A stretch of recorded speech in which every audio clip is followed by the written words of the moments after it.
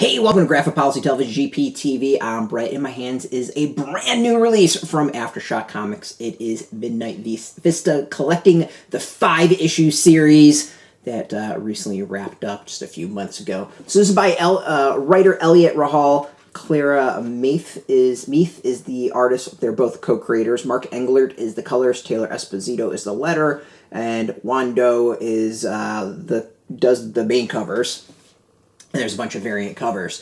Alright, so the story is this guy named Oliver disappears when he's a kid and reappears many years later as an adult. It is thought that he was abducted by his stepfather. Others thought that maybe the stepfather killed him and then kind of bolted. So just Oliver disappeared, shows up years later.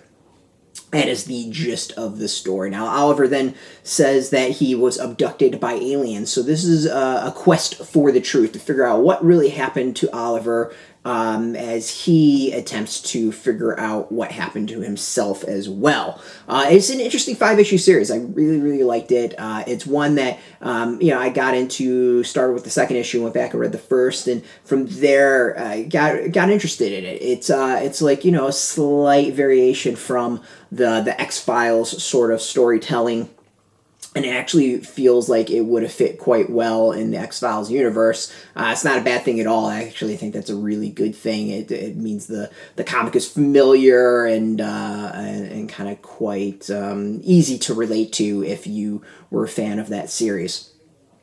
So Eliot Rahal says that this is based on a true story for him, that he went out with I think it's his stepfather, he says in the beginning.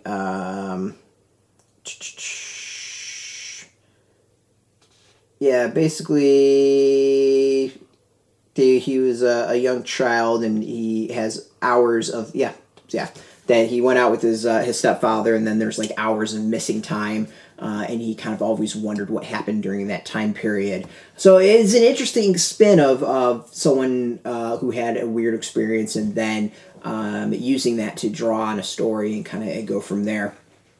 It's overall, it's an entertaining comic. There's a lot of twists and turns. There's some things, I always wish that was explained more. I definitely think the series could have gone much longer than 5 issues. Again, not necessarily a bad thing. It just means that there's a lot packed in, and some really interesting concepts that could and should be explored some more. I'd love to see more of this world and maybe where things go. There's definitely some different directions a follow-up volume could go. But overall, it's a crazy ride. It's an entertaining ride, and again, it's one that I think fans of something like the X-Files would really, really appreciate. And the art is interesting in that there's some horror aspects to it. I don't quite know how to do. I guess horror would be the best way. Kind of like that scary, someone's being abducted and kind of bisected sort of thing, or dissected sort of thing, that you see in some of these types of stories. So that's kind of thrown in here and there, and at times it could be a little bit shocking just because of the various styles, the various style of the comic. It doesn't quite go with that all the time. So here's an example of that where it hits you, which is not necessarily a bad thing at all. It actually is a good thing in that it also is hitting Oliver, and these are things that he's maybe remembering or experienced or did experience. So the hit to him is also a hit to us because it's unexpected just due to the style of the comic and what we kind of seen up to that point. Again, there's some really interesting concepts here. There's more than enough that you kind of wonder what is the truth, what isn't the truth, and teases you along through it. So, I mean, it's good. It's really good if you kind of like alien abduction stories. Again, X-Files, I think, is the real thing to kind of build off of. You'll dig this. There's lots of variant covers in the back for you to check out, and then there is info about the script and design of the series, which I think is really interesting. I can get some stuff right there. A Q&A and some kind of the pencils that appeared in the comic as completed pages.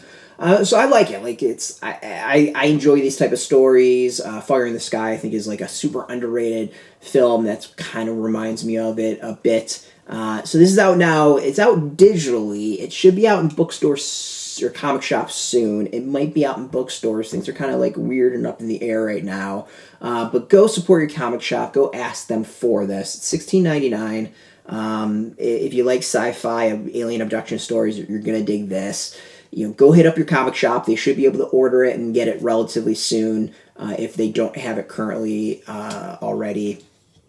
Or you can go get it digitally yourself as well. We've got links beneath this video where you can purchase some of the comic shops, some digitally, all that. There are some affiliate links, so we do get a small percentage of that. But really, you should go support your comic shops. Go help them out because they need it in this time.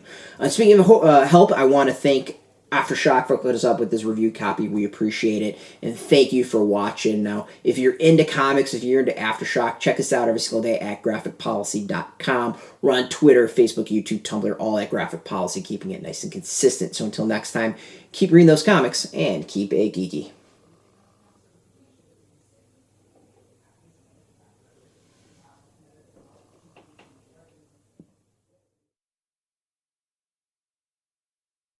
Hey, thanks for watching the previous video from Graphic Policy Television. Just by watching, you help support our site. Thank you so much. Now, if you're watching these videos, you probably care about geeky things like movies, television, comic books, toys, games, video games, you name it. You can go and subscribe right now to our YouTube channel to stay in touch and catch all the new videos, or check out our website at graphicpolicy.com. There's a nice link on this end of the video. But as always, thank you for watching. Keep on rocking and keep it geeky.